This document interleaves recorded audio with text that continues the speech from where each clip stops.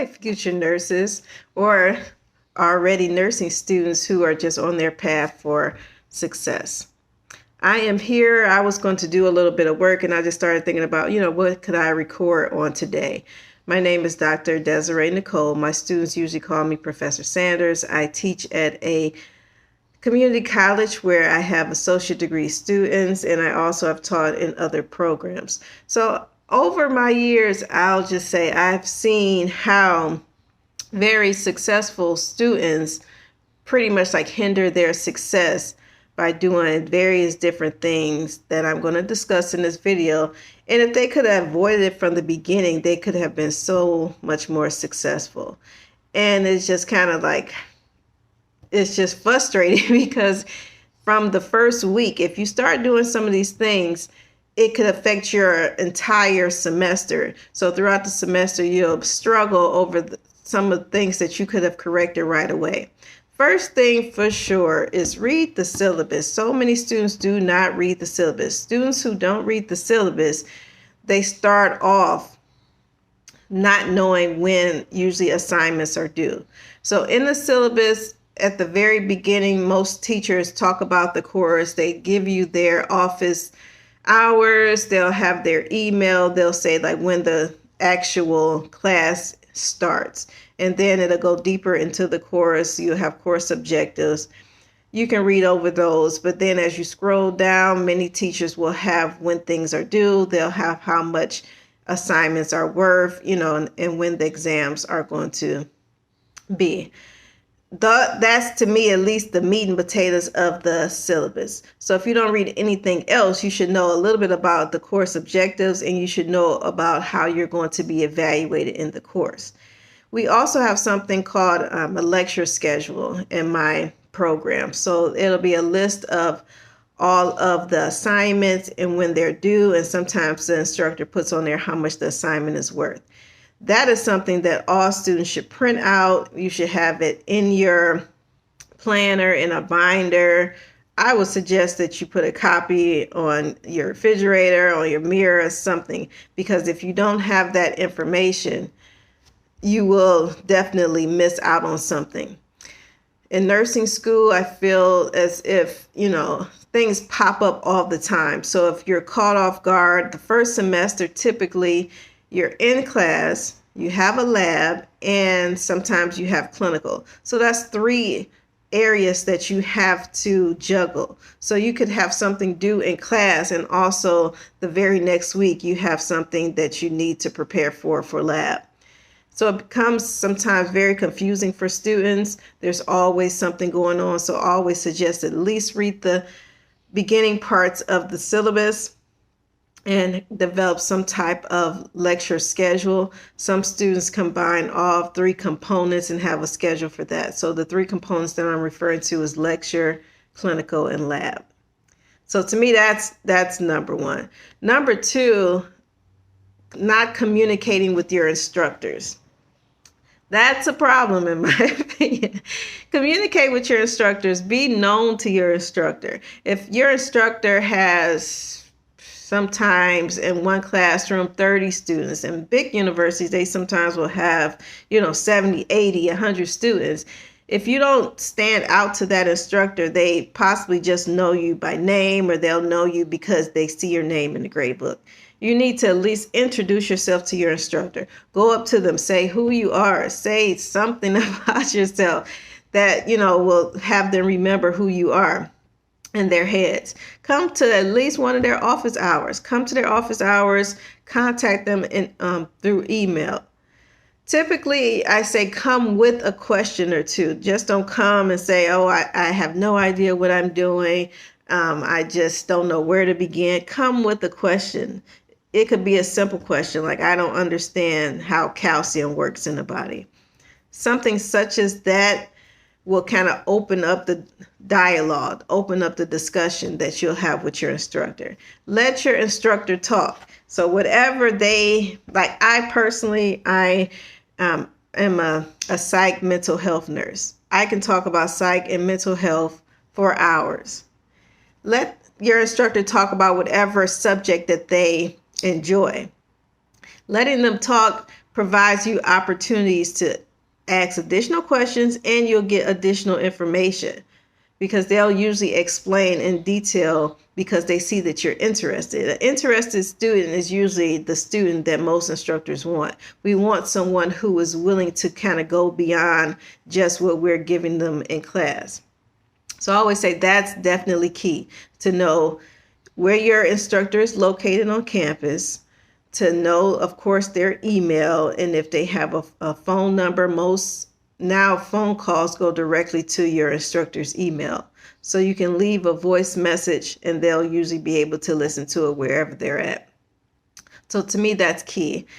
Another big thing I see is many students aren't studying with other students.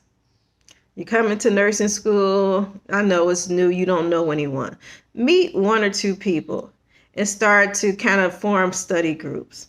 Study groups are so helpful because people in your study group will bring up things that you didn't even think about. You didn't even think about, like I was saying, like with calcium. You didn't even think about calcium. You were thinking about maybe vitamin D, but you didn't really think about the relationship calcium and vitamin D has. So in the study group, people bring up subjects or topics that they were studying that you might not have ever even thought about. So that's why, in my opinion, study groups are awesome, because you have more than just one mind. It's not just me, studying the material. You have, I would make it like 3 or 4 people, 3 or 4 committed people that are going to consistently meet up at the same time, at the same place, meet up together, and, make it a thing.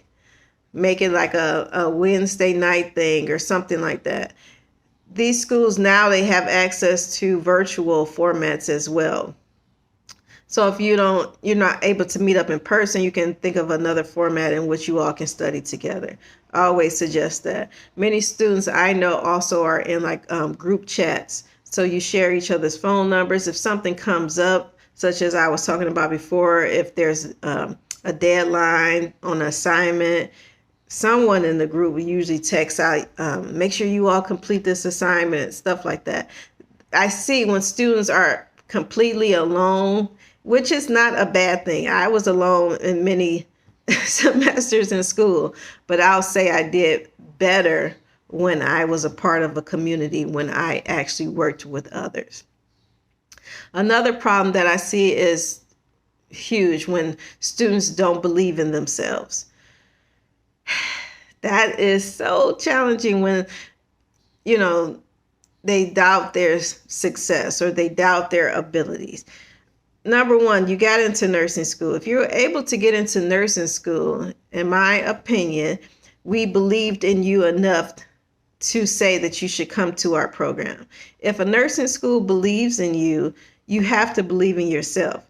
If we believe in you based upon your grades, based upon your activities, based upon, some schools have interviews where you have to come in and interview. If we believed in you that much that we say, now, yes, we want to accept you into our program, that means that you have it. You have something, that you have the ability to think, that you have the ability to actually be successful in these courses. So if we believe it, you have to believe it. You have to believe it, because self-doubt, and I'll speak for myself. When I doubt myself, many times I'm quick to go and lay down. I'm quick to go to bed. I'm quick to go take a 2-3 hour nap.